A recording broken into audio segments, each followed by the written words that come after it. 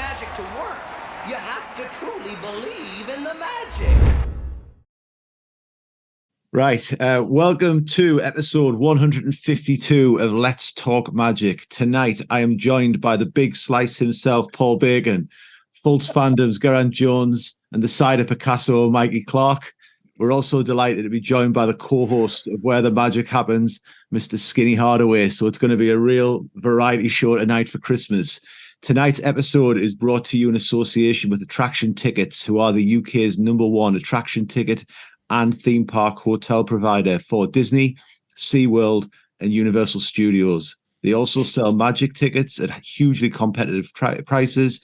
So when planning your next trip, do check out Attraction Tickets using our link in the description to purchase your tickets for Orlando's major theme parks, attractions, shows, and sports events. You can also visit letstalkmagic.com for all of our affiliate links and discount codes, including the NBA store and Fanatics. So just going around the table, I was going to start off with the big slice himself. Paul, how are we doing this week?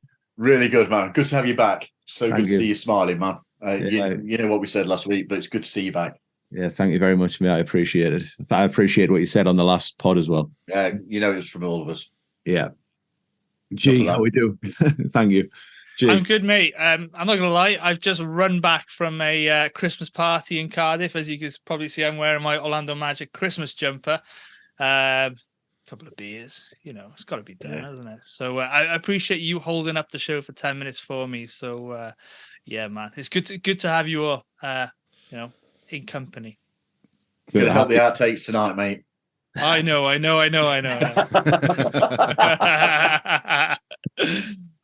Mikey, how are we? I'm doing well, mate. I'm excited for G's big announcement or his reveal of what last week. So we knew Skinny was coming on the podcast this week, and G said, I can't remember who's coming on the podcast this week. And he goes, oh no, I do remember. I think it's what was it? Something the best. There's an outtake for you. Thin Penny. There you go. Thin Penny. So we got. I was right. Skinny Hardaway, aka Thin Penny on tonight. I like that. I'm coining that right now. Thin Penny. That's fire. Yeah, that's when you order Skinny off Wish, you get that. Giddy, I've been trying for ages to get you on. How are you doing? I am tremendous. Very, very pleased to be joined by a panel of some very handsome men ready to talk some basketball. I'm super excited, man. I'm good. I've had a pretty good day so far, and just super glad to be here. We're going to have to up our backdrop games because when your camera came on, I was like, I know what it looks like, but I was kind of like, I'm going to have to sort this out. No, I think Mr. Bacon's got me beat, man. I like that setup. He's got the pennants and everything too. I got to get with him. Yeah, man. I it's better when I do the game preview because I tend to stand up then. But there's a lot of stuff not on show. Yeah, I love that throwback flag behind you. That's awesome. That's definitely my favorite piece of magic. That is awesome, man. Really like that. Really like that. Don't let me in your house alone, because that's coming out. I will make sure my doors are locked anytime y'all are back over here. You drop yourself in it now, Paul. Absolutely. Getting frisked before I leave anywhere from now on. Yeah, and he's a copper. Was a copper. Retired. So on today's pod, we're going to be discussing the win over Cleveland. We're going to get to know Skinny a little bit more. Media coverage of the Magic. We're going to give the way early grades for the first quarter of the season. Looking ahead, and maybe some all-star picks are going to be thrown in, and maybe discussing a couple of small, minor upcoming games on the schedule. Before we do that, we've obviously got our Patreon, and we'd just like to thank everybody who's on our Patreon crew. The support, I know we say it every week, but it's massive. It helps us do what we do. It's really appreciated. So no particular order: Ollie Law, Gary Clark, Angus Craig, Dylan Holden, Alan Kane, Tom Sohn, Mark Josh, Drummy Drum, Paolo and Franz Warmth, Liam Radbourne, Andy Lindley, Stuart Benzies, and our latest addition, Mr. Barry Conn. Thank you very much. And, you know, we love interacting with you. We have got a question we're going to throw in from Barry later in the show. So since our last recording, the Magic have got a little bit of revenge with a 104-94 victory over the Cleveland Cavaliers. The Cavs were led by 36 points from Darius Garland, 22 from Donovan Mitchell, but he had a poor shooting performance, was just 6 of 18. Magic highlights, we've got a 20 and 10 from Paolo, 19 from Franz, 15 from Goga, and we've got 12 each from Jalen Suggs and Joe Ingles. So I'm going to start off with Paul, then I'm going to jump to G. Paul, what were your thoughts on the Cleveland game? I actually thought it was one of our better wins of the season. I'm not saying it was the best defensive performance throughout. I'm not saying that the offense was flowing, as we've seen at times, but what we saw was a team overcome mental adversity.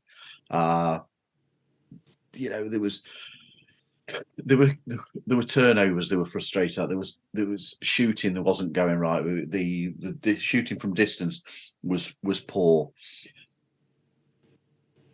We were also seeing inconsistency from the officials on both sides. It's not saying that the officials were favouring one side, but you were getting ticky-tacky fouls called on a play, and then somebody would get clubbed at the other end, and there was no call.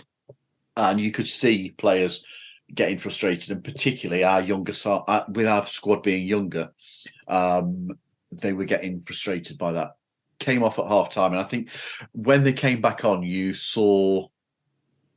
what we saw was the strength of our coaching team, because we came out with a new focus on concentrating on the players, what they could affect, and not focusing on the foul calls where you've got no influence over it. They focused on their game, and as a result, we saw a much better defensive third quarter. That team locked in and played some amazing basketball. I think it was 11 of 12 possessions that Cleveland came up empty on during the second half of the third quarter.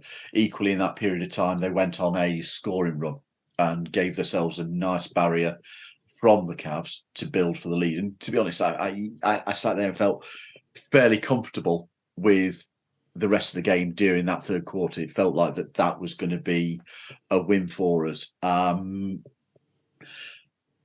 think there were 4 players for me, ignoring stats. I think there were 4 players that had their fingerprints all over that game. The return of Jonathan Isaac. He may have been on limited minutes, but you can really see the impact that he has on the defensive set of that second unit. So good.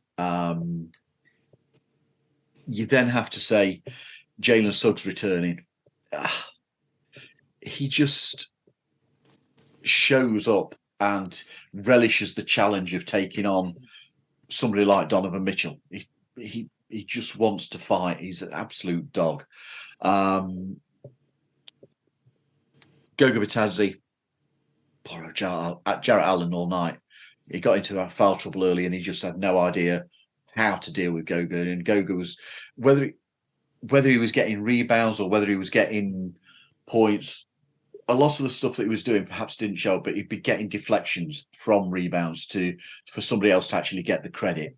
He was in there and fighting, and I thought was instrumental in us taking the W. And finally, you've got to say Joe Ingles. And if you aren't already on board with how the front office have turned this franchise around, then the impact of picking up Joe Ingles is the perfect example of it. He is far more than a box score. You have to ignore the box score sometimes to see his impact is that vocal ability, that calmness in possession, the ability to see a pass. God, his game vision is something incredible. I really love watching the guy. You only had to listen to Dante doing the sideline reporting when he'd been talking to Donovan Mitchell and to George Niang. former teammates of his who were saying you can see his fingerprints all over this team, and particularly on the second unit. He is, for them, a major factor in why we are performing much better this season. Great pickup. I'd agree. I think that he's become a bit of a crowd favourite, hasn't he? And yeah, absolutely. I'm pleased that we never went on the bandwagon of he's overpaid, he's a poor pickup, and why have we done it? We always liked the pickup of him. Yeah. G, can you add to what Paul's just given us there? Yeah, I mean, Paul's come across with a lot of very, very good point. A couple of slices, mate. He's very, very thorough. Behave.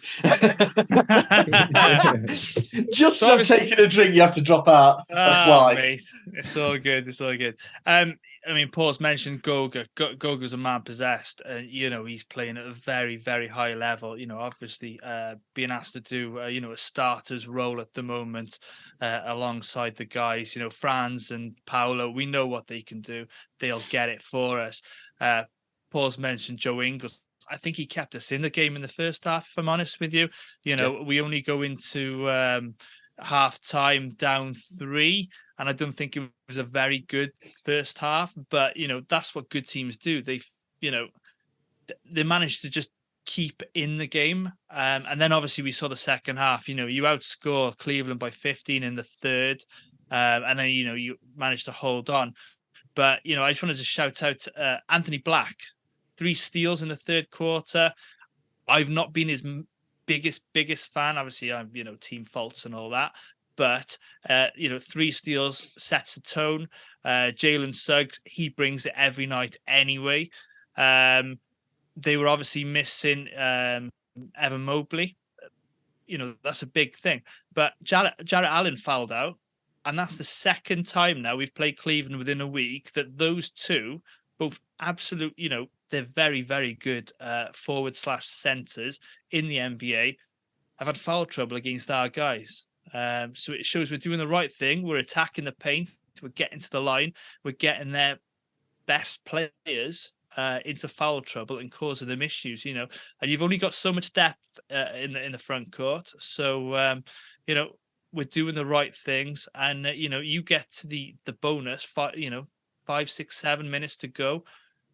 Those little ticky-tacky fouls, put us at the line. As long as we make our foul shots, they all add up. So, no, the team, full credit to them, like Paul said, one of the better wins. Cleveland, probably, if you were ranking the beginning of the season, I think we probably had them about 3rd, 4th, 5th between the 4 of us each. So it's a really good comeback win, obviously having lost in Cleveland, and you're doing it without Markelle, Fultz and Wendell Carter Jr. So, kudos to the team. Great win. And speaking of Fultz and Wendell, they're both participating in workouts now, suggestions, both are nearing fitness. Markelle's no longer definitely listed as out, which is interesting. So we have a question from Barry on Patreon, and he asks, does Goga deserve to keep playing as a starter as he has been excellent, or do we rotate Wendell into the 5 and the 4 spots? So I'm going to start with Skinny with a big question, and then we'll jump across to Mikey, who we know is a huge Wendell guy. So Skinny, the floor is yours. All right. Well, I mean, you just gave the floor to back-to-back big Wendell guys. I'm a huge Wendell fan. I love what he's brought through the years that he's been here. Obviously, the injuries have been something that have kind of hindered some of that progress. I think you have to give Goga his flowers, like a big, beautiful bouquet of flowers for what he has done and stepped in. But I still think Wendell is that starter when he comes back, just so those guys feel that comfortability. I know it's about doing what it takes to win, but, you can't ignore certain things. Those maybe be a little awkward for Wendell to try to find his niche on the bench immediately. I think even if he comes back, we've seen guys come back and there's a minute restriction, but just getting them out there with that first unit. Moses talked about early on in the season, keeping these groups playing together in training camp and practice, mixing it up so they all get continuity with each other. So I think that's what's been big in getting Goga to be able to just come in and immediately step up. I think he's been fantastic in being that finisher of defensive possessions. I think sometimes with Wendell, since he's such a good he's better at rim deterrence, in my opinion, than he is at rim protection. Versus Goga is that old school, just shot blocker. Right at the rim, he's going to come down swinging. Because our guard rotation on defense, Jalen Cole has become a better defender. Even Markelle when he's in there. Anthony Black has just been absolutely fantastic. I'm glad you pointed him out. He's been fantastic as a rookie. I don't think you're going to lose much if you were able to incorporate Wendell back into the starting lineup because he was being one of your better floor spacers to start the season. I think he's still shooting about 35-36% from deep. But I think you still have to find Goga a more, improved role, a more important role if he does go back to the bench for sure. Yeah, I think that's hard to disagree. I like what Goga's done. I like the old school element of him. So it's going to be a hard one for me to watch. So I'm going to be in the middle because I'm going to throw it to Mikey. So it's one Wendell guy to another. How can you follow on from Skinny? Well, like Skinny said, Goga deserves his flowers. He's been great. I think the thing we saw from him that I think none of us really thought he had in his bag was his passing ability. We see him getting the ball at the top of the key or at the top of the 3-point arc, dribble handoffs. Players are cutting into the paint, and he's finding players backdoor cuts. His playmaking, his passing's been really, really good offensively. I know he's not really a jump shooter. He's not a 3-point shooter. He's the sort of guy who's going to roll hard to the basket, get offensive rebounds, and like Skinny's already said, his defense has been really, really good. And he actually gives us something that traditionally our other two bigs don't have in that shot blocking. Mo's not a shot blocker. Wendell isn't really either. Wendell he's the sort of guy that just fills up the paint. He makes life difficult for you. He's consistent, really, really good rebounder. He's physical. We've seen what Wendell does when he's played against Joel Embiid and Jokic and the numbers and the field goal percentage that he holds those sorts of players to year in, year out.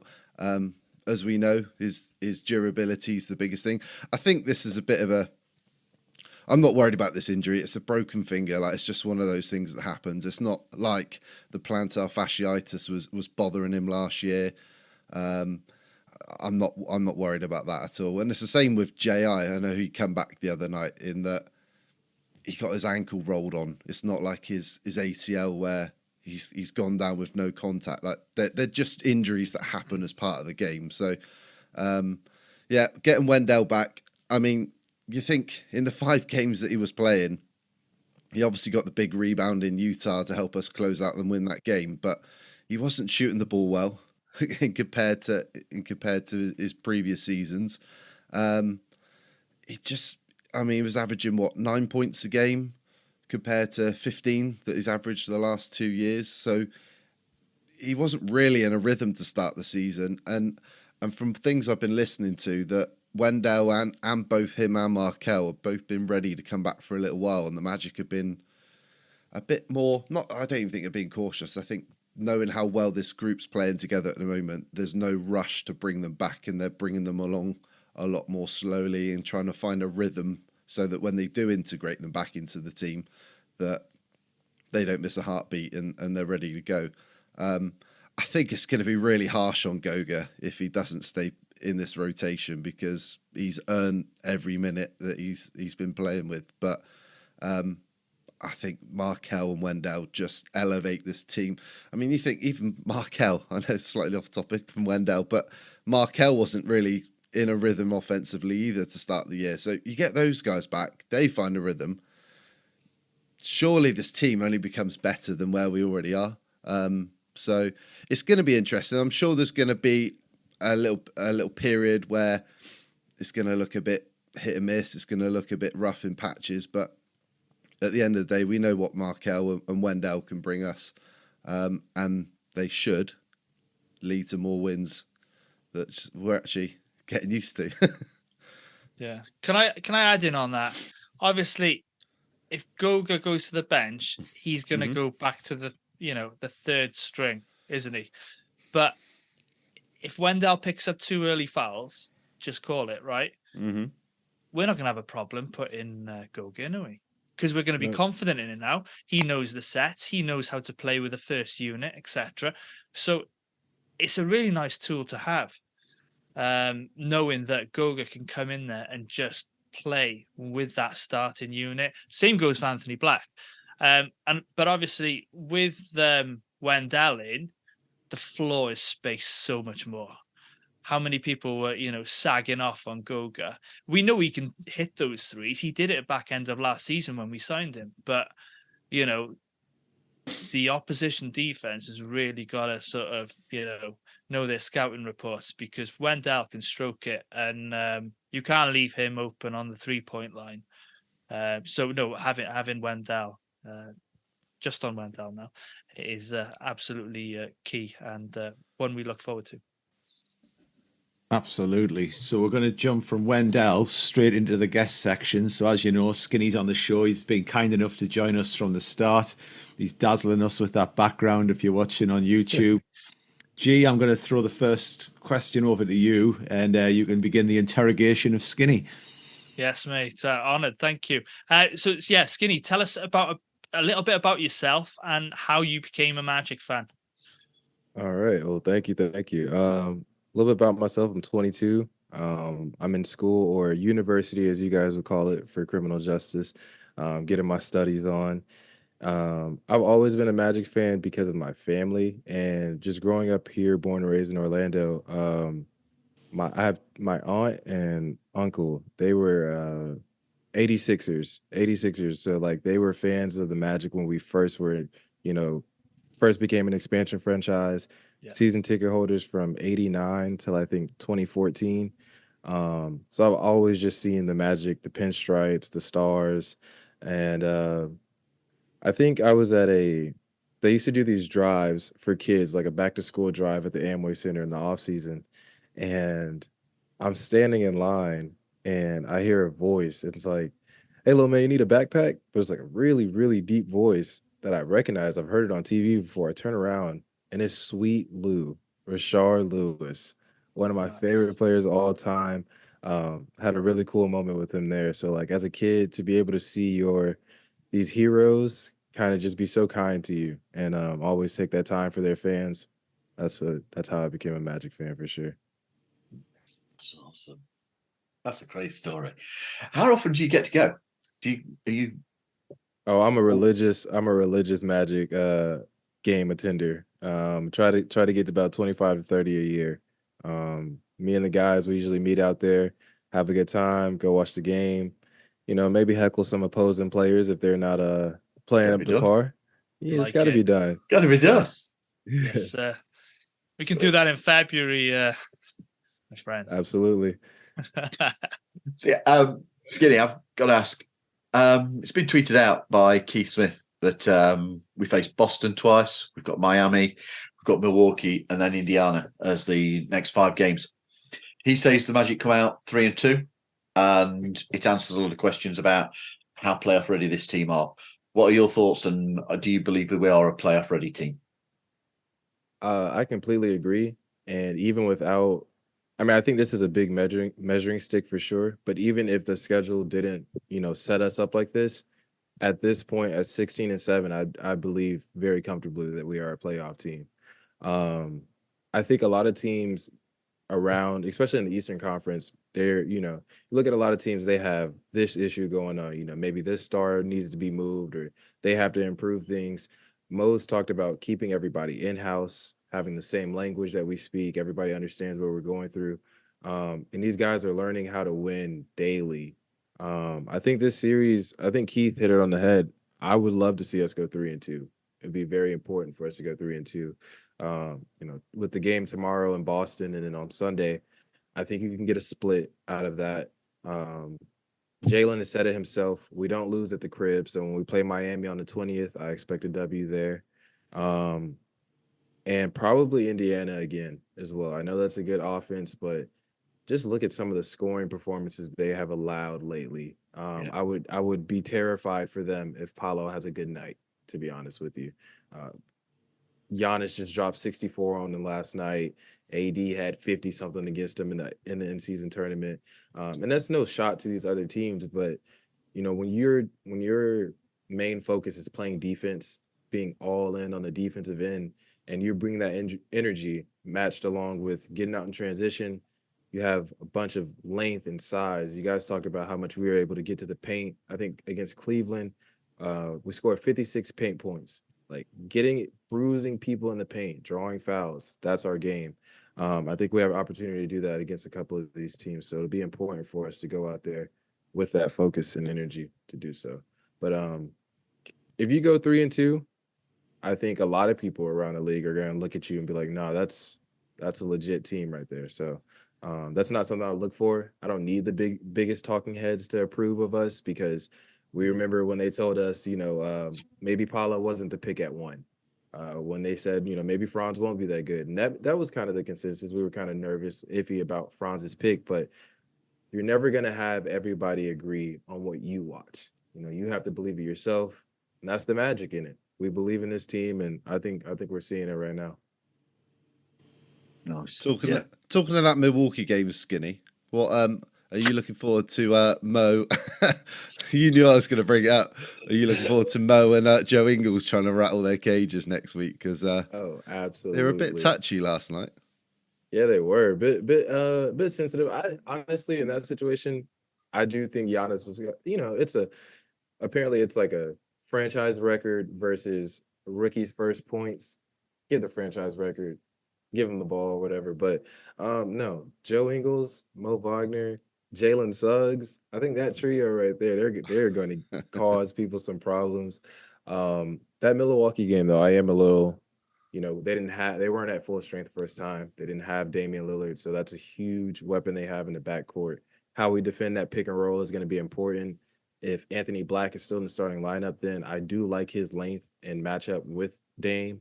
But it's still Damian Lillard. It's one of the best point guards in the league right now. So it'll be fun. It'll be fun, and I am hoping for an altercation. I won't lie to you. I do want a little scrap in there. A little trash talk. You've got absolutely. We play better, I think, when there is that bit of juice. Mm-hmm. Yeah, where there is that guys niggle. like that. They like that adversity, that feeling of like, okay, it's us against them for real. And like, if it's at home, it's all of us against them. So it's really, really fun. Yeah, absolutely. So who's your current and all-time favorite Magic players and why? Man, well, obviously Penny. Gotta go Penny. Gotta go T-Mac. Those two guys right there, kind of, when I was a kid, my middle school coach, he called me Penny one time just because I was like, one of the taller kids on the team, but I just like to handle the ball. I could do that. I could, make the plays, make the passes. And then as a kid, I'll, be at my aunt's house, and I just remembered seeing a little bit of T-Mac, but as I started getting older, watching his highlights, I was like, nobody can score the ball like this dude. I want to be like that guy. And then Dwight came along. Dwight was like the first superstar that I was like, present-minded for. And seeing a center like that jump out of the gym, 3 Defensive Player of the Awards, like 3 Defensive Player of the Year awards. I'm sorry. Yeah, those guys, just that run that Dwight era team had, super fun. So Sweet Lou, Hito, Jameer will always be my point guard. Those guys are just like, they are what made the Magic for me, because we had that down stretch, but I always look back on those guys and it's like, they were super fun to watch. Currently, I love my point guard, Markelle Fultz. That's my guy. Big Fultz fan. I think Paolo, I don't know. I was, when he first got drafted, I was like, I'm going to give him time to become what he is. And like, that's when I'll really start to pay attention to him a little bit more and like, really not support more, but I guess put a focus on more. But he was just a superstar out the gates. And I was like, nah, I love this guy. This is fun. This is fun. He knows who he is. He knows what he can be and what he will be. And Wendell, I mean, I can go all down the line, really. the Magic have done such a great job of bringing in guys that fit this culture, fit what this fan base supports. Like they've always done a good job of that, and it's too many players to name, really, man. I get that because this team has so many likable players. We've discussed this before, and both Gary and I are kind of Team Cole. Both love Cole, but how can you not love Franz, what he brings? How can you not love Jalen, what he brings? It's when we were over last, we were coming over last year, and my daughter was looking at what jersey to get. I was like, oh, I like Cole. I want this. It was such a hard choice, and it's not been made any easier by the guys that we've brought in this season. It's a really likable team. Yeah, for sure. That's a sign of where we've came, because if you look at the lean years, shall we say, when Hennigan was in charge and stuff, you were looking at getting a big Baby Davis jersey or something like that, you know. Weren't you, Mikey? He's fallen off his chair. Sorry, mate. That's all right. I've been poking fun at G all night, so it's that's all right. That's right. So you've obviously got a Banchero jersey in the background there. Banchero. Is that your jersey? Vince Carter. I can only see the 5. Sorry. That's the beers kicking in, Skinny. That's the beers kicking in. Yeah. So who have you got in your Magic jerseys this year? No, all I've got is this Penny jersey, man. I have got to upgrade. Gary's making me jealous with the City Edition jerseys. So I got to upgrade my closet for sure. But I just got this Penny one as my first one. That's cool, man. That's cool. Skinny, yeah, you co-host Where the Magic Happens podcast. I'll just let everybody know who's listening. It's on my car listening list, so I did have it on this morning when I was going to work. And the beauty of the pod for me is, obviously I'm on a car journey anyway, but when I'm listening to that one, it just feels as though I'm sitting in a car, part of like a carpool conversation about the Magic. It comes across really well, and it's just an enjoyable listening to like Magic fans talking. But the floor's yours. Plug the pod, plug socials, tell our listeners a little bit about the pod. Oh man, I appreciate that, Gary. That's love, man. I've tuned in to Let's Talk Magic even before the name change. I love the new name change though, because it's just so fitting. Like, let's get on here and talk Magic. It's been a lot of fun to be able to do it with those guys, Josh and P. They're amazing, kind souls. They're students of the game as well. They just like to talk the basketball game. So that's really all we do. Like you said, it kind of just feels like you're hanging out with the homies at the park after a long game of basketball yourself. You just want to talk about the Magic. People can find us everywhere at Where the Magic Happens Pod. You can go to our website at wherethemagichappenspodcast.com. Follow me on Twitter at StuffsBurner. I'm a big Stuff fan. You guys see I got my little toy back there, man. Stuff is my guy. But yeah, and also on YouTube, Spotify, Apple Podcasts, wherever you get your podcasts. Just, you guys want to do that, check us out. We greatly appreciate it. I'll absolutely back that up. It's a cracking podcast, as we'd say in the UK, and it does. It's just got that. It comes off really well. There's some pods I'll have on, and I'll be like, I can't listen to that when I'm in the car. I can't listen to it when I'm on a walk, and that just works really well on my morning drive and my drive home, unless Mikey rings. Different dulcet tones, that one. Oh yeah, get the side of Picasso over the stereo instead, but it's always good. But really good listen for anyone who hasn't listened, and if you have, you'll know what I'm talking about. So check it out. Speaking of media, we're just talking pods there, but we're going to talk about media and the Magic, which is something that's I think something we've got a little bit of an obsession with as a fan base, and I would say rightly so. We've been receiving a bit more media coverage recently, and there's a bit to discuss here, and I always like to see a rant, so I'm going to start with G on this one. G, I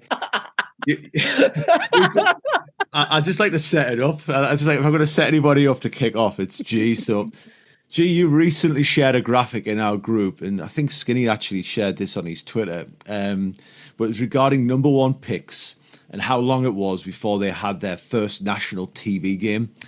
And from the last 10 years, this is what it was shown on the graphic.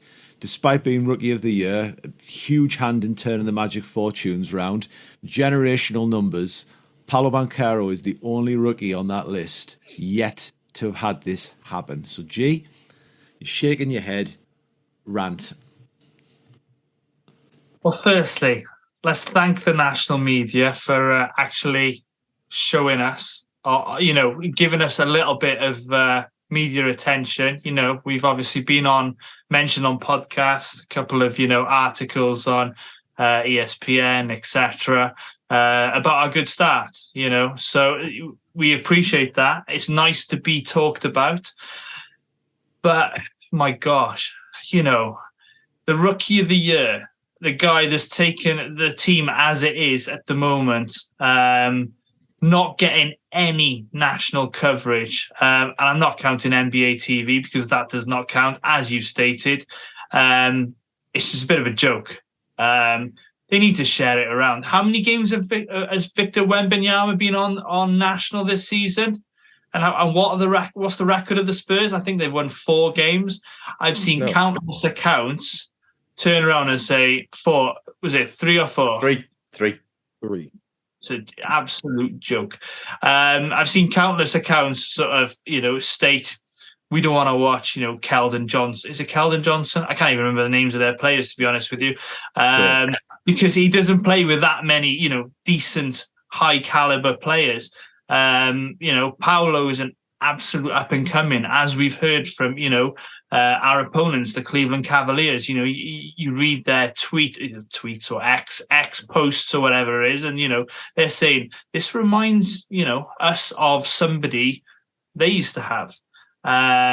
So Paolo's built differently, and the fact he hasn't had any, it's just I don't get it. I really don't get it. Worst case, the NBA could just give an even split to, these up and coming stars and see, you throw something at the wall, you see what sticks.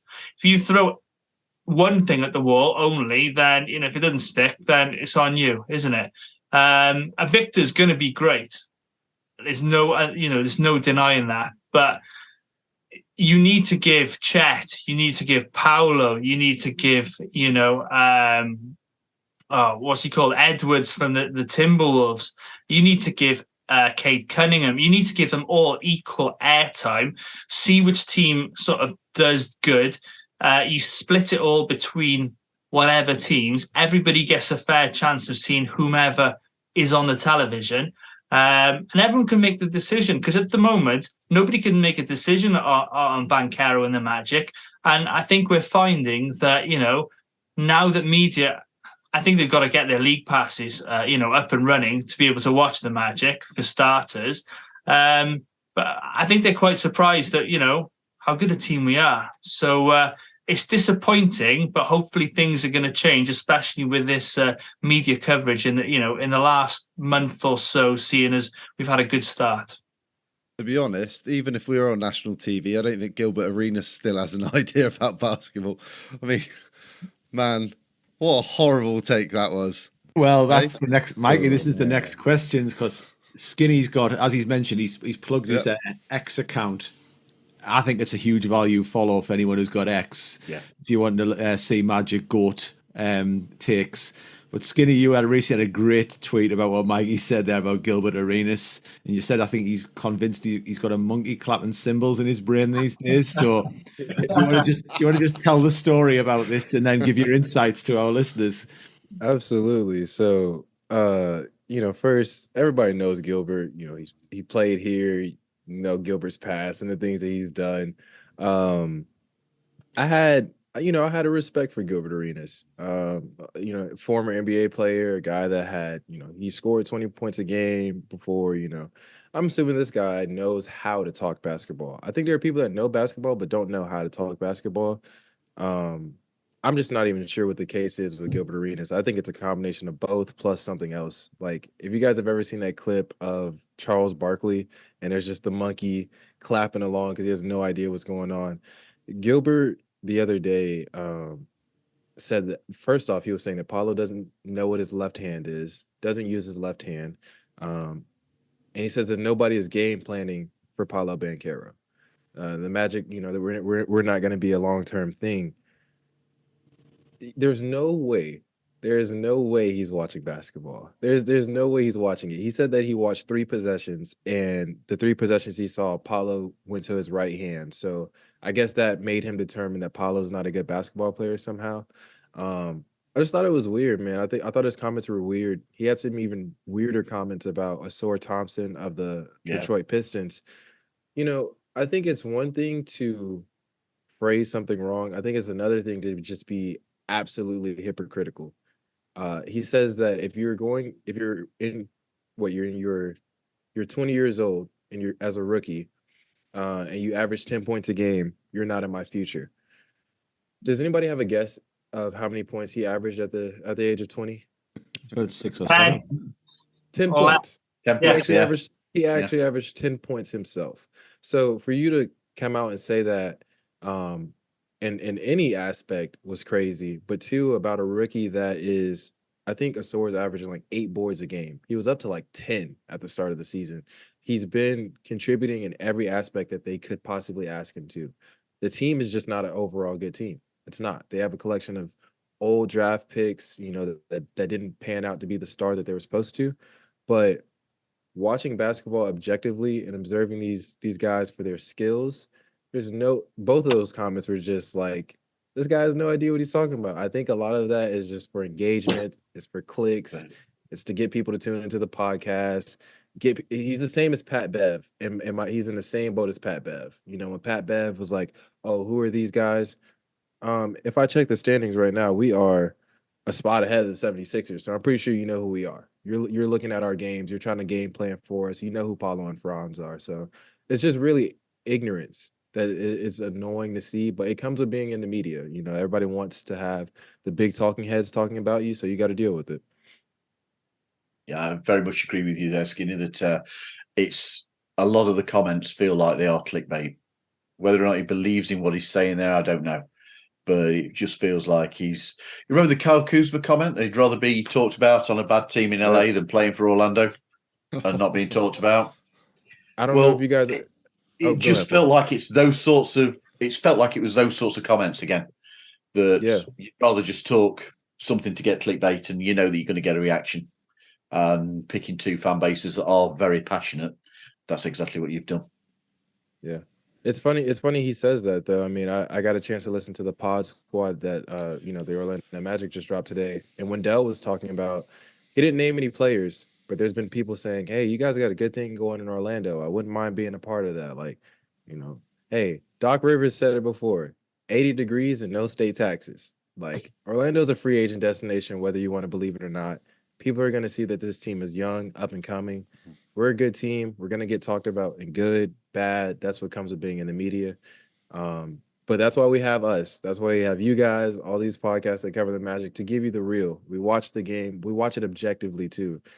Even, when Mikey was talking about Wendell, that's your guy, but you admitted to his struggles, the things, his shortcomings, but you also praise what they do well. And it's not that hard to do. But if you want to be ignorant in doing so, I'm cool off of listening to anything. So I don't watch any more Gilbert Arenas clips or anything of that nature. I just don't think it's going to be something that benefits my day. Yeah. And yeah, you were saying about this on your pod, where you were saying about Orlando being a free agent destination, and it should be, on the latest episode. And we're outsiders here. We don't live in Orlando. We weren't born in Orlando. We don't live in the US. But if someone said, I think, to any of us, you can go and live in America, whereabouts in America would you like to live? We all know Florida's in the top 2, if not the top 1. Straight away, Orlando's on the list. What's the second one, Gary? It depends where you're asking me to live, what coast. So I like San Diego as a city, and I've got family in Charlotte, so I could exist quite happily in any of those. But for obvious reasons, I would put Orlando top, where I'm like, I like the weather. I wouldn't like to get taxed to the hilt. I'm not going to have an MBA salary, I don't think. But there's a lot. It's friendly.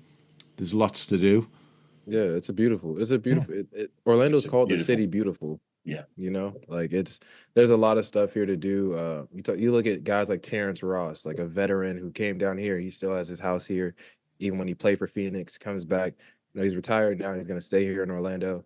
Bunch of guys still have their properties here in Orlando. You can do so much. There's a lot of land.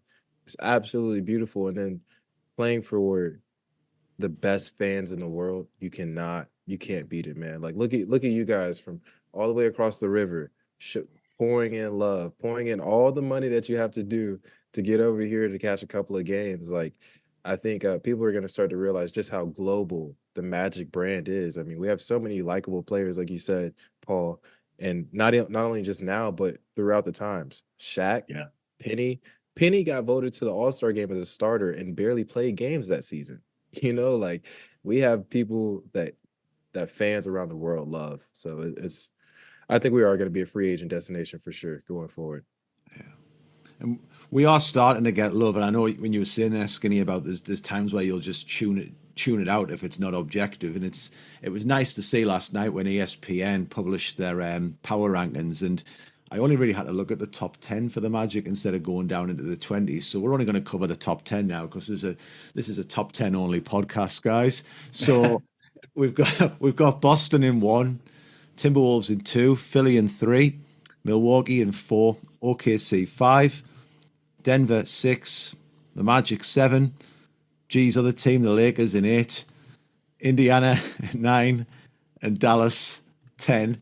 So, Mikey, I'll start with you, and then we'll bounce it to Paul. I just like it how I dropped that in on G there. Can you not hate a team more than the Lakers? My God, I've got it. I can.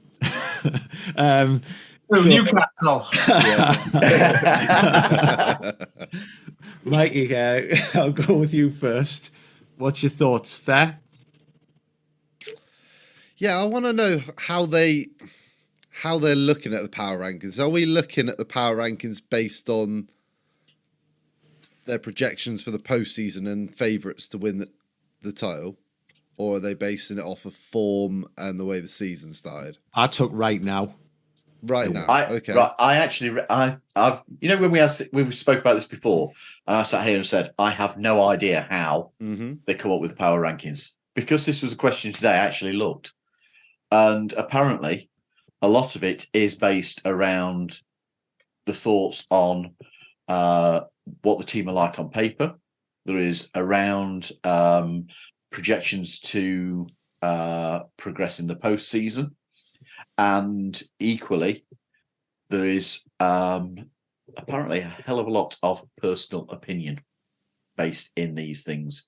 With one of the articles I read said that there is some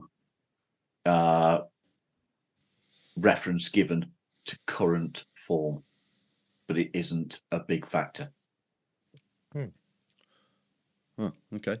Well, I would have us 3 on the list because Boston are top of the East. I don't think there's really any arguments there. Minnesota have been outstanding.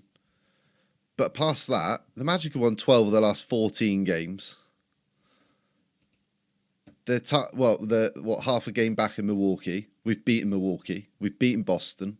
We've beaten Indiana. I just don't understand.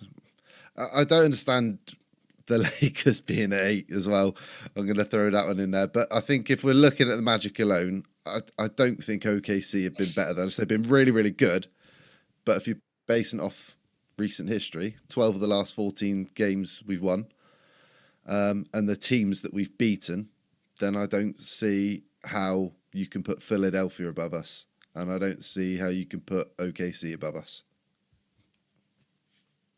That's all I really got to say. That's fair. Denver as well. We beat Denver too. And Denver. Yep. I mean, I understand, but that's kind of to what Paul's point is. You know, I think that's where them looking towards the playoff and looking down the road comes in, is like, yeah, the Magic have been really good and they beat them. I think that's why we're right there with them. But I don't agree. I think we can move up. We definitely could move up a few spots in those power rankings if that's kind of how it's based on going forward. At this moment in time, I can see the argument for us being joint 5th with OKC. It's hard to argue that OKC don't deserve to be up there. But I think part of this comes back to exactly what we were talking about, where the national media see it's the Magic and don't give us a due credit. look at how the Joe Ingles trade, when we picked him up, was graded. It was overpay. It was why are they taking somebody else here? What? Yeah, he might bring a little bit of veteran experience, but what is he actually going to benefit the team? And they're not looking at a team being a team rather than it being individual stars. And I think that's at times when you don't take into account a team chemistry and that it's greater than the individual, that's where you struggle to put us in the correct position. I get Boston. No, you can't really have any arguments. I don't suppose you can have any great arguments about the Bucks at the moment, considering that, yes, we've beaten them this season, but they do have a better record than us, and they are, on paper, absolutely loaded with quality. We've beaten both of them this season. You then talk about the Timberwolves 17-5 record. You've got Ant-Man in there. Whether you like him or not, there's Karl Anthony Towns, Gobert, and for want of a better example, Mike Conley. But these are all players that you look at and think they're capable of putting a team on the shoulders. So on paper, perhaps they have a greater depth than us. You know, for what I've said this before, I'm not going to change my opinion. I'm not convinced by the Sixers. And I've said this from the start of the season. They just don't convince me. But I can see why in the power rankings people have got them above us, because their record is equal to ours and they have Embiid and whoever else you wish to add into that mix. So I can kind of get behind that. OKC, again, I can kind of understand why they are ahead of us, because unlike us, they do have an all-star in that ranks. They've got SGA there. So again, on paper, perhaps people are looking and thinking two really excellent young cores, but OKC have that advantage because of having SGA as a former all-star there. Denver, I think we should be above them on current situation. Again, Skinny said we've beaten them this season. They're the defending champions. They've also played 2 games more and lost 2 games more than us. But they're going to be put above us simply based on that starting 5 that they can roll out. And in a 7-game series, I think we've been massive underdogs as a result. So yeah, you can make an argument for a 7th, but personally, I would put us above that. I'm actually more shocked that we aren't in 10th and that they haven't just gone straight away with Dallas, Lakers, and what's the other one? The Pacers above us.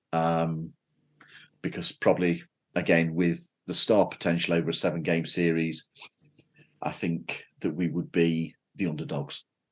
But I personally believe we should be 5th. Okay.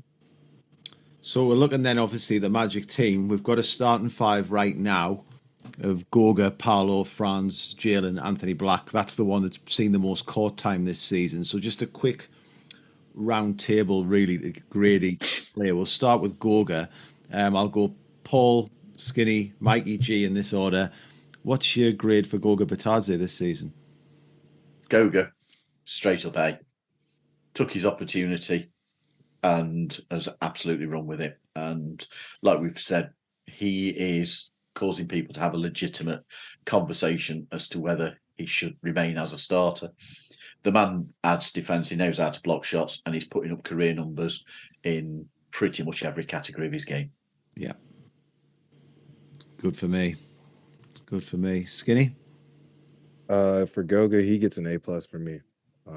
Goga, like I said, I was a big believer of Goga when he first got here last year, that, late in the year signing. I think he got here immediately, understood it's time to get to work, wanted to win, wanted to work with these guys. And I think he's always been grateful for his opportunity, whether it was being in the 3rd string on an NBA team. He didn't care. He always has carried himself with that confidence, a happiness. So Goga gets an absolute A+ from me. Love it. Mikey? Nice and simple, A+. You boys have already said it. Yeah. Yep. Yeah, we'll go with that. And G? Yeah, he's a straight A student, isn't he? I mean, all I can add to it is, obviously he's been asked to do what he needs to do. He hasn't had to, take a load offensively. He sets picks, he runs, he rolls, he defends, and he's done exactly what we want him to do. And bless him. When Wendell comes back, Wendell should get the nod, but we know we've got a very, very capable backup there if Wendell gets into foul trouble or gets injured again. Yeah. So sticking with you, G, then give you the floor here. Paolo Banchero. I'm gonna have to go A again. I don't want to toot our own horn as such, but obviously it was a bit of a slow start, maybe offensively, I want to say, but obviously he's picked it up. But he's the leader on that floor. The magic go how Paolo goes, really, unless Franz has an exceptional game. So the development from last season, where we obviously saw numbers that we hadn't seen as a rookie, since the days of LeBron.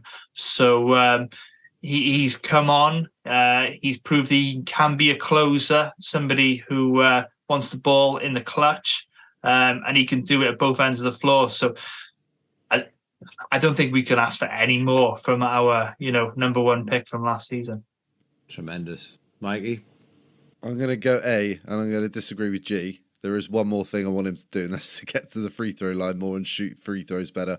That's the only thing that he's not been doing as well as last season. But I think some of that, there are games like the Cleveland game where he's just not getting calls that he should be. Like he's probably getting three or four times a game where he's getting whacked, he's getting hit every time he goes to the basket, and he's not getting calls.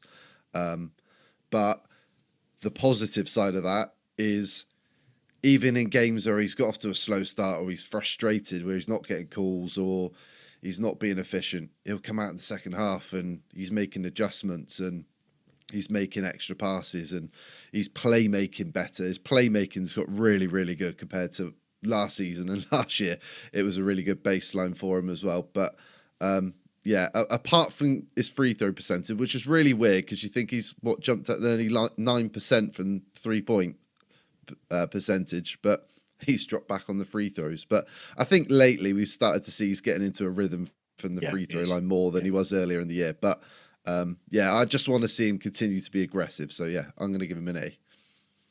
Skinny? Yeah, continuing on with the A. Paulo gets an A from me. I think in year 2 already, he's taken the onus upon himself to be one of the guys. And I say that one of the guys because he understands how good his teammates are and how good he can make his teammates. I think that's been my favorite thing to see from him this year. I'm kind of glad, it was funny that after that, Utah Jazz game, he said, rough start. So what? I knew it was coming. This is what I do. That is what he does. He's able to score the basketball, but I've been super impressed with how he's rebounded the ball this year. And how he's defending. He's defending guards very well, switching his hips out on the perimeter. The blocks aren't going to jump out at you per se, but he's definitely giving guys a challenge when they come to the rim. And I think he's averaging about a steal a game. So it's just been fun to see his game all around progress. And he's starting to not only do the superstar things, but he's doing the little things as well, and being more of a vocal leader. The way he speaks about this team, he always seems locked in and focused. So Paulo gets an A. Tremendous. Paul? Paolo gets an A. The thing that hasn't been mentioned is he's top 10 in contesting threes. Wow. Contesting opponent threes.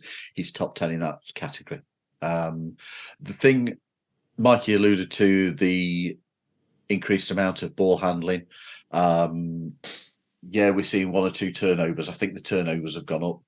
But again, you know what? If it was a rookie guard, we'd be saying, hey, he's learning. And for me, Paolo, second year is still learning. So I can live with a couple of sloppy turnovers here and there because the guy's a god.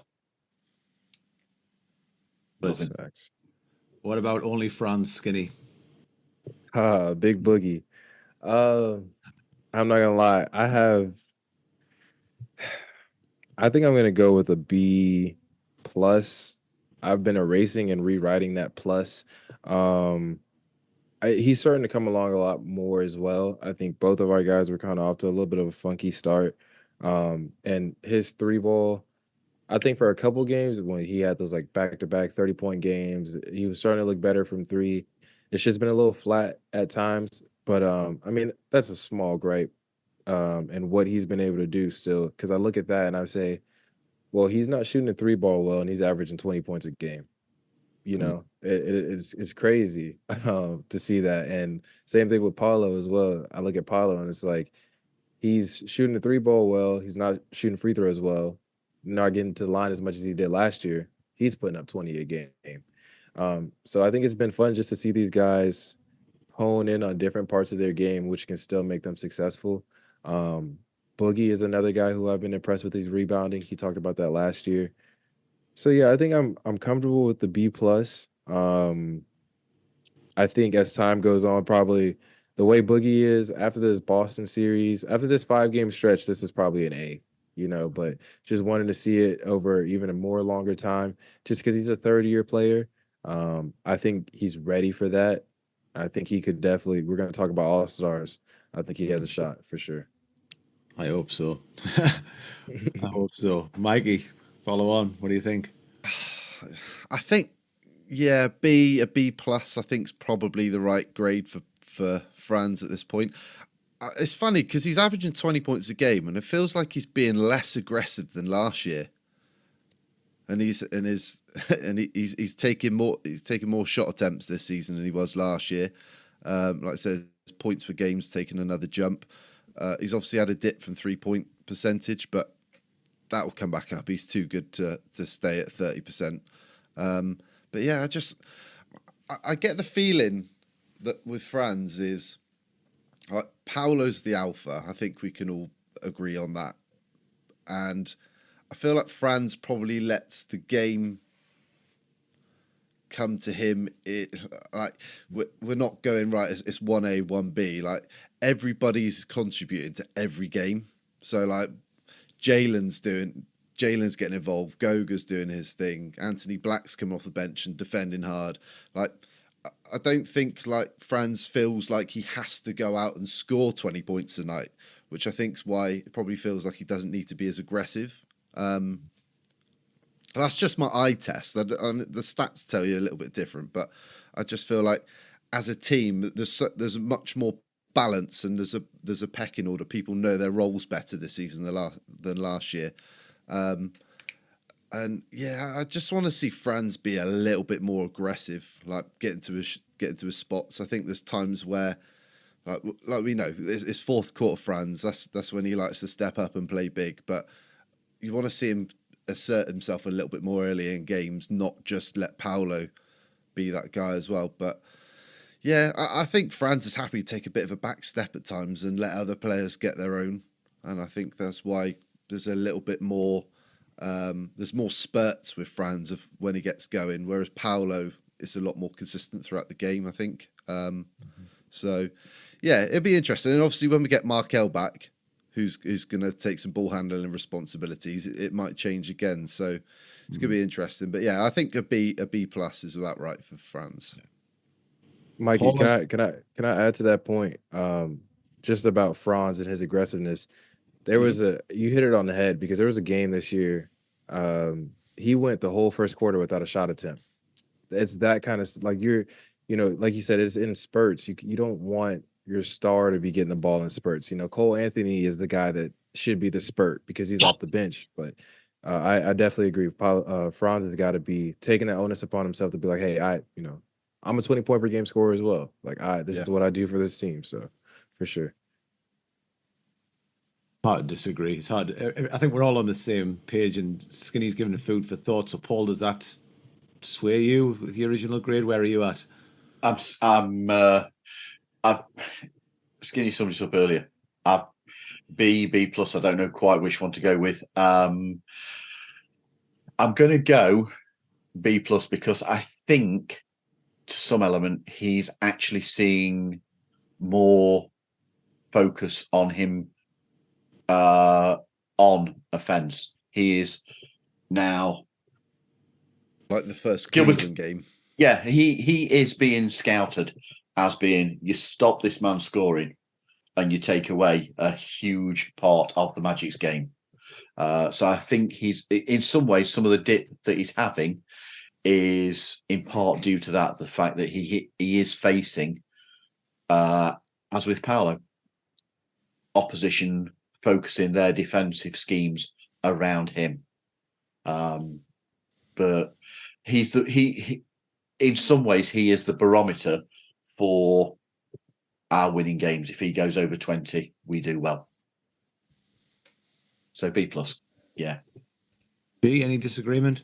Nope, nothing at all. Absolutely. Paul was going to say exactly what I was going to say, so I'm not going to reiterate what he said. But yeah, I had him as B+ as well. Obviously, having a big campaign in the summer obviously wore him down a little bit, and it's taken him a little time to find his feet. But without a summer and a bit of rest, that's got to be expected. Same with Paolo. But in fairness, given our record, if you'd taken that at the beginning of the season, offered that at the beginning of the season, we'd have all taken it. So that our stars, exactly what I expected. Tremendous. And this brings us to, I think, the most talked about player on the Magic, really, in terms of who's making an impact and getting under people's skins. It's Jalen Suggs. And Mikey, you've got the joy of this one to start with. What are you giving Jalen? I'm going to go an A. I'm not going to give him an A+. It's funny, the points per game, he hasn't really taken a huge jump yet, but his efficiency is really, really improved. Obviously, we know, like, he deserves an A+ just for the intensity he plays with and G'ing everybody up. Like, he is the heart and soul. He is the engine of this young group, and like he's becoming a really, really consistent 3-point shooter. He's scoring much, much better when he gets to the basket now offensively, but he's not forcing shots. He's not forcing his will on trying to get into the paint and lose. And he's out of control, which we've seen in years past. Like, he's playing with much more control about his game. He's not letting the game get away from him. He's finding his spots. He's finding his moments, and he wears his heart on his sleeve. I mean, yeah, that's all I can really say. He has. I don't know. In fact, I'll give him an A+ because there isn't really anything other than that to give him. Now I've talked myself into it, but there we go. Yeah, he's been superb. Fair. Paul, A+. A+. Without him, we don't have the record that we have. G. I'm going to say A, just because I'd give him an A+ if he scored maybe 3-4 points more. Like Mikey said, his efficiencies are good, etc. But his points per game exactly the same. His defense has been absolutely superb and game changing, and an energizer factor for the team on defense. I'd like to give him A+. I really want to, but you've got to be a little bit, I want a little bit more. It's like with my work, I think I've done really good, but they're like, you could do a little bit more. So I'm going to say A just for that, but I'm loving what Jalen's absolutely doing.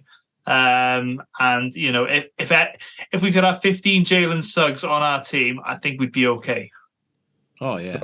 Is that what you said tonight when you were on the beers on work's time? I mean, I could do a little bit more.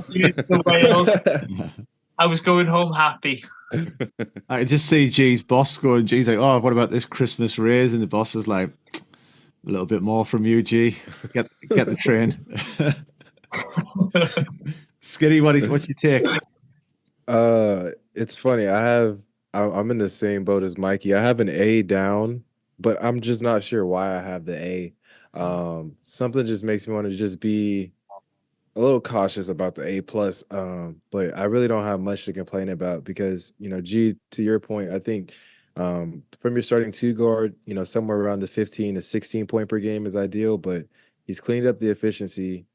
for me, he's been a super reliable shooter. And I think the points that, those extra 3 to 4 points that don't show up on his points per game show up in the team's transition points, and the extra possessions that we're able to gain. I kind of feel that he adds points in a different way, in a different light, because his intensity has just been ridiculous. One game I'm going to sit down and try to count how many illegal how many turnovers he forces, because a lot of times that's what plays a huge part for us. But Jalen is it's going to be an A+. I'm not gonna be scared about it. It's an A+, man. He's done. The work is so noticeable. I'll say you can just see the culmination of the work, and partly the game's slowing down for him. That's why he's been able to slow down. We were so worried about him always playing with that pace and when he was going to be able to control it. I think he's able to control the pace now. He understands his game, and he's not only does he let the game come to him, but he's aggressive in the spots that he needs to be. So I've been happy with Jalen, big time. It's an A+ for sure. Super. One thing is, two of the guys that we've talked about so far, Goga, second in the league for defensive rating. Jalen Suggs, 7th in the league for defensive rating. You have any idea who's first in defensive rating? I couldn't tell you, to be honest, man. It's Jonathan Isaac. Yeah, okay. This team is loaded. By a mile. Yeah, it's not close. It's not close.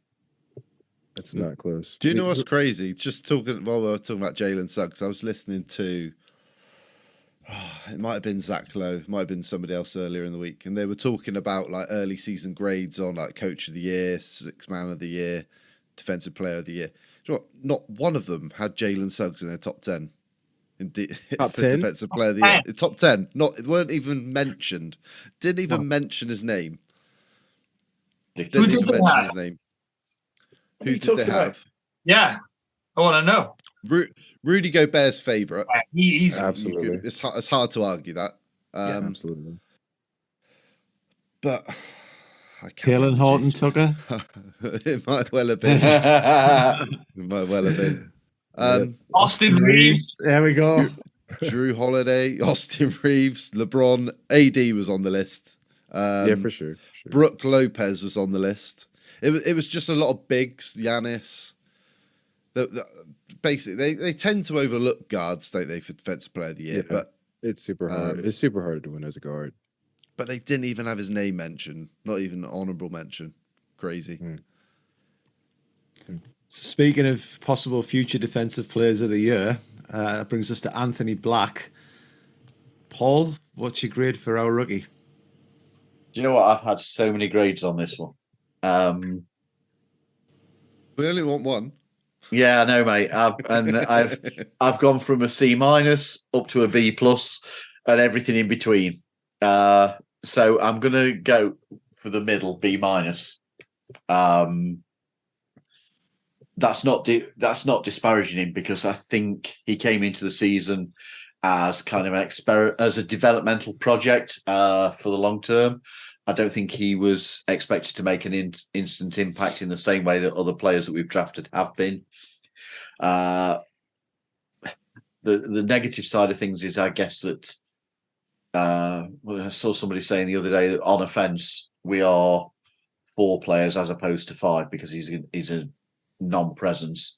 I think that's a little of an oversimplification. Mikey, you said to me when we spoke about it that for you that's more him understanding his role within the team. So I think that's a very good point. I'm not going to steal your thunder. I'm crediting you with that one, man, because it was a good point you made. The positives is in what Mikey was saying, is he's not trying to inflate his numbers. He is happy to accept his role within the team. And when he does shoot, he's averaging 50%. I know he's not shooting a lot, sort of, what is it, about 4 shots a game, 4 field goal attempts a game, something of that nature. But he's averaging 5 points. So fair enough within his role.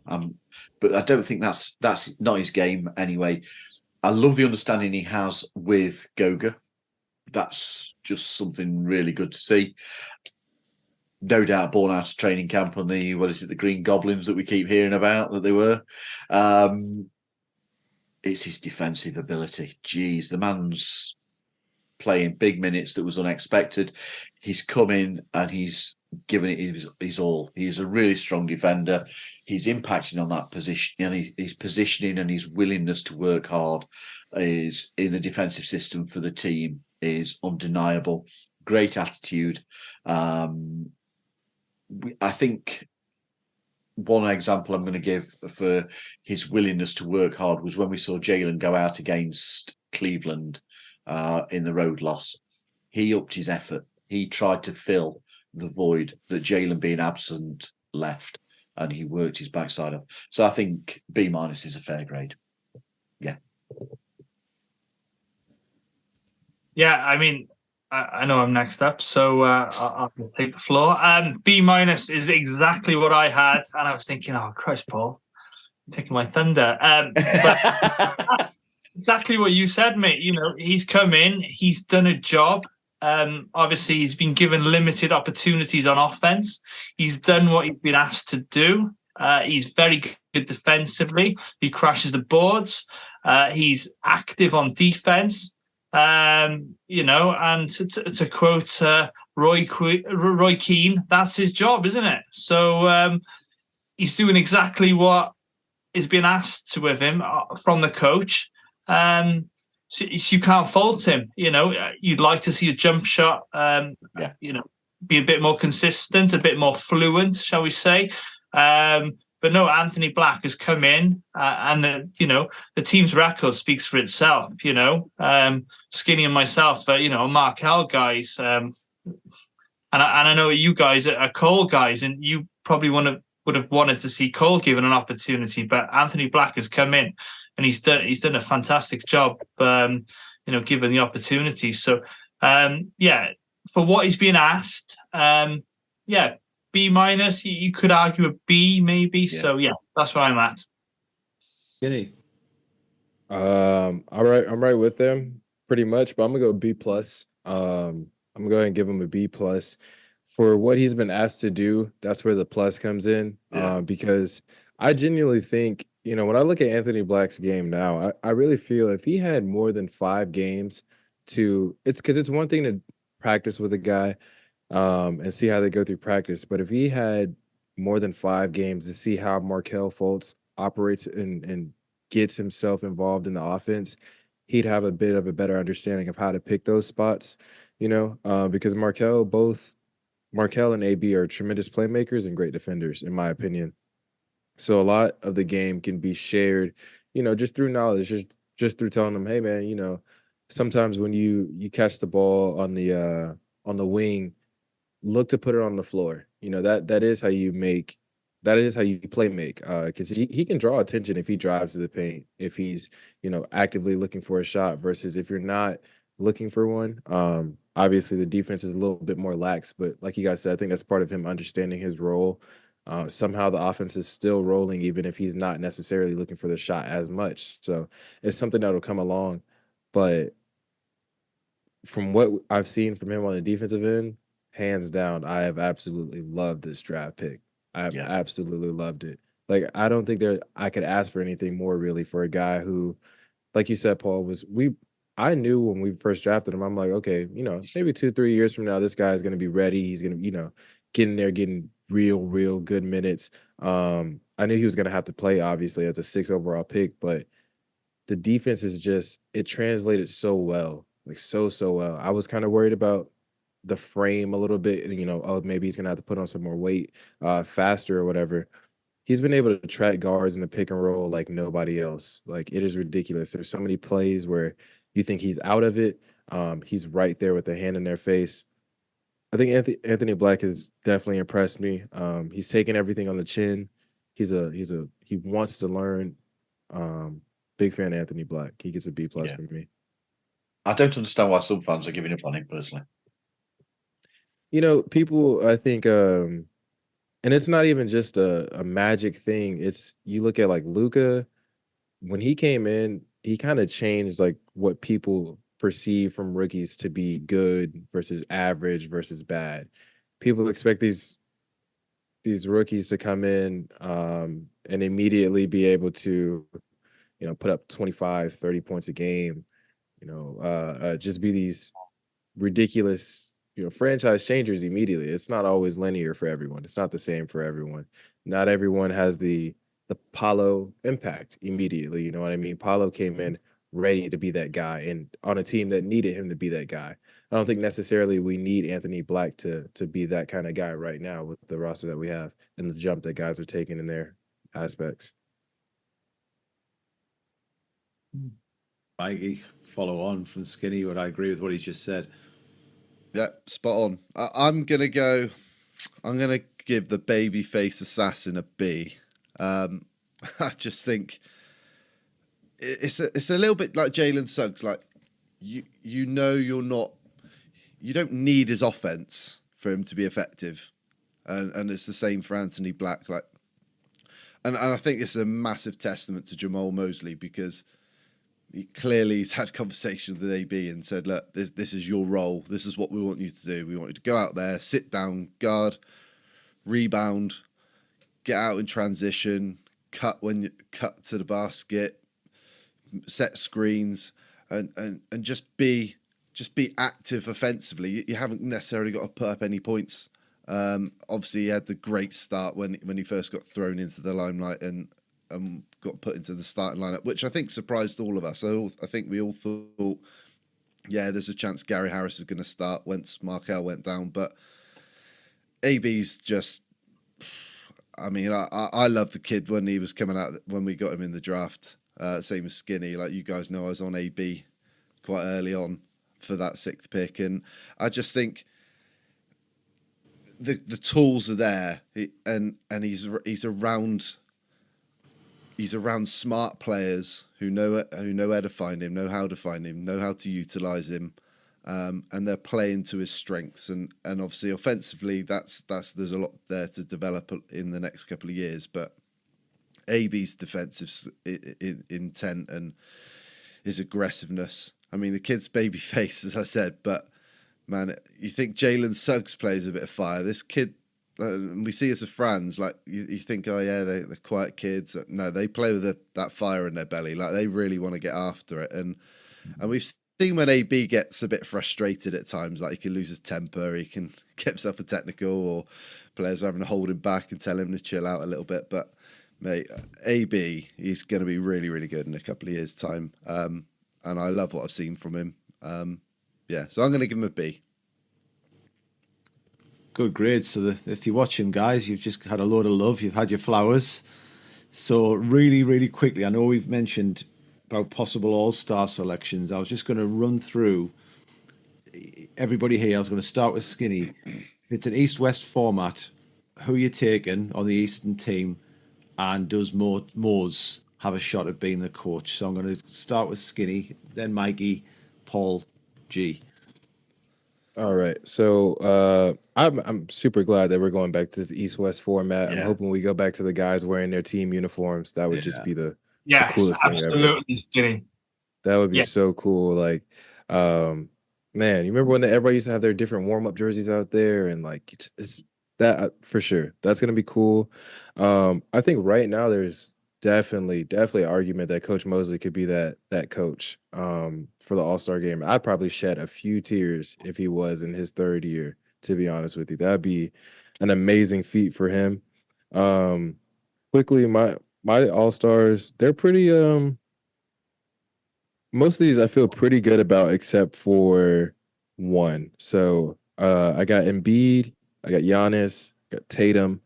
I think Halliburton's probably going to play himself into that, especially because it's in Indiana. I think Maxey could probably get in there too because he's with Embiid.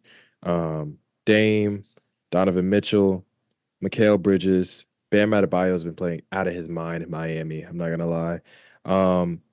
And so that leaves me with, I believe, 10.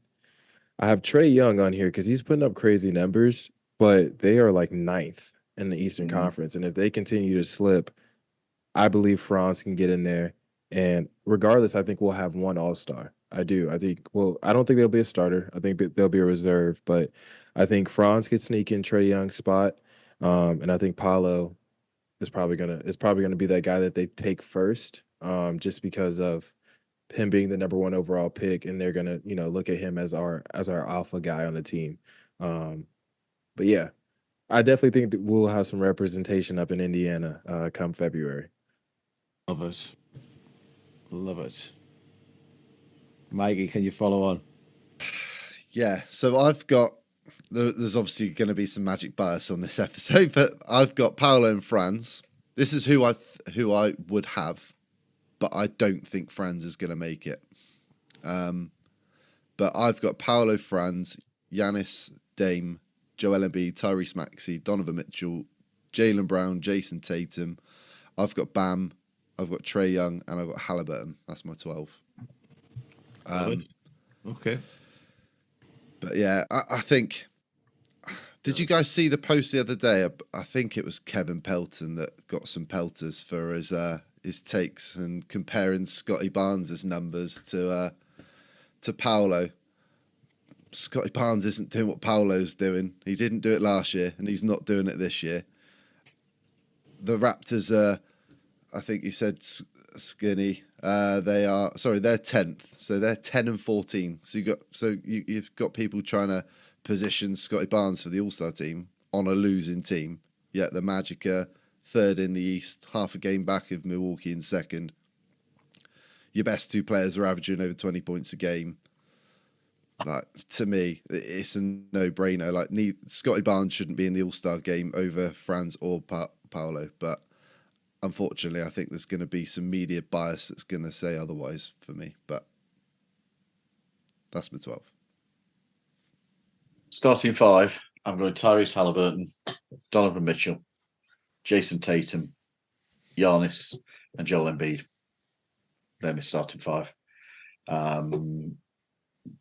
Dame, Trae Young, Jalen Brunson as 3 guards on from the bench. Mikal Bridges, Jimmy Butler, Paolo as the forwards, and like Skinny said, Bam's playing out his mind. So I think probably Bam as the backup centre, possibly Porzingis, possibly Miles Turner. Hard to pick. Out of those three. Bam. Tyrese Maxey, I feel bad missing him. He's missing out. Cade Cunningham, Zach LaVine, Darius Garland, you can make considerations for them. But no, they're mine. That's who I'm going with. Franz is just missing out. I'd love to see Franz there, though. Welsh Wizard, what you got? Exactly the same as young Mr. Clark there. But so I'm not going to go over what he's just said because I literally agree with him wholeheartedly. But, you talk about Coach Mose, and it would be absolutely fantastic if he did it. Obviously, all we've got to do is get a second. Joe Mazzulla was the coach of the Team Giannis last year, or what would now be the Team East. So, that's where the team needs to focus on. We've got until February whatever it is, to get to second in the East, and that needs to be almost something on the drawing board in the team locker room to get that for the coach. If you get first, fantastic. But Mazzulla obviously can't do it this year, having done it last year. So it's about being better than the Bucks, the Sixers. But ultimately, as I've mentioned on many other episodes, we want to win our division. We want to win the Southeast Division. We beat the Miami Heat. We own that division, and let's keep owning that division for the foreseeable future. Because I don't think any team in that division has got a bright as future as we have. So let's just try that first. Not a team in the East has got a brighter future than we've got. Oh, I absolutely agree, mate. But let's just start with the Southeast first, and let's keep on rolling. So, before we next record, the Magic play twice in Boston. We host the Heat, and then we've got Milwaukee. So, quick round the table. How are we going to do? Skinny, what's the record going to be? How many wins out of the 4? I'm going to say the Magic are going to go 2-2. gonna say they're gonna be 2-2 before they go into Indiana for that next one. Who's the two? Any? Boston and Miami. Those are the two I feel most confident about. But I honestly, I wouldn't be surprised to see them come out of Boston with a clean sweep. I mean, I would be like, wow, but it would not be the craziest thing, man. Yeah. Let's hope. Let's pray and hope. Love it. So, Paul, where you're at, 2-2 from Skinny. What do you got? Same 2-2. First night in Boston, we win. They're on the second night of a back-to-back, and I just feel that we've got the ability to come in, especially as Jaylen Brown is going to be questionable for that one by the sound of things. I think we could take the second game, but I think they may have a bit of a response. We beat Miami. I didn't realize how injury hit they are, in all honesty. We probably fall to Milwaukee. It's a place we've got a terrible record, though we are in that streak of breaking the runs, the bad runs against things, but we haven't won there since February 2019. So yeah, 2-2. Nice. G? Yeah, I go 2-2 as well. Like Paul said, hoping we get a W in Boston, especially on a back-to-back. It would be nice to get the second one, though, because it's a UK-friendly time. It's on a Sunday night. I think, is it 7:30, 8 p.m. time? So, Skinny, when you're in your afternoon, you have to switch over from the NFL that day. Hopefully tune into the Magic. And then I think... And then we need to protect home courts, as Skinny said before, protect the house, and we have. So, we need to send them home packing with a W. Milwaukee be difficult, so let's just play it safe for the 2-2, win against Miami, either one against Boston, just to make Eddie House cry a little bit more. Love it. Love it. Mikey? 3-1. Like it. Win Friday night, we're going to beat the Heat, and we're going to break that streak against Milwaukee on the road. Nice. I love it. I'm going for a Desmond, so I'll go for a 2-2 as well. And we're going to have, I think we'll get a 1 in Boston and Miami. So a Desmond, 2-2. There we go. That's probably a lost one on some people, but it's a... I've got it. I had to get it in there. Gary, I'm old enough to know it. Yeah. It's good. So, it's optimism around the table. We're looking at G's Christmas jumper. I'm looking at Skinny's great flag there. As always, thank you for listening. Skinny, would you like to just throw one last promotion for your pod and your socials out for our listeners in case they missed it? Absolutely. If you guys want to follow me on Twitter at StuffsBurner, you can follow the pod at Where the Magic Happens Pod, or WTMH Pod on Twitter, Instagram. Follow us on, subscribe to us on YouTube, and check us out on Spotify, Apple Podcasts, wherever you get your podcasts. I appreciate you guys, man. I've got one more question for Skinny from G and I. So if you like the new nickname, Thin Penny, are you going to change your Twitter handle to Thin Penny? Or Skinny Hardaway, aka Thin Penny. That's what I want to say. I think that's exactly what I'm going to go with. I'm going to coin that right now. The next time you are in the arena at the shop, you've got to get Thin Penny on a jersey.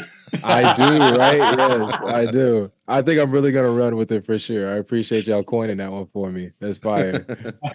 I'll have to get Cortez to shout it out across a bunch of people and see how that goes. So if you like the episode, just as Thin Penny has been telling us there, if you liked our episode, please subscribe, give a thumbs up if you're watching on YouTube. Do leave us comments or questions. We do our best to respond to everyone. If you're listening on your favorite podcast platforms, leave us a nice review, share with other Magic fans. It really helps us grow the show. You can get to us on Facebook. You can follow us on Instagram, TikTok, and X. It's @_Let's Talk Magic. So for Mikey, G, Paul, the one and only Skinny Hardaway, aka Thin Penny, and myself, go Magic. Go Magic.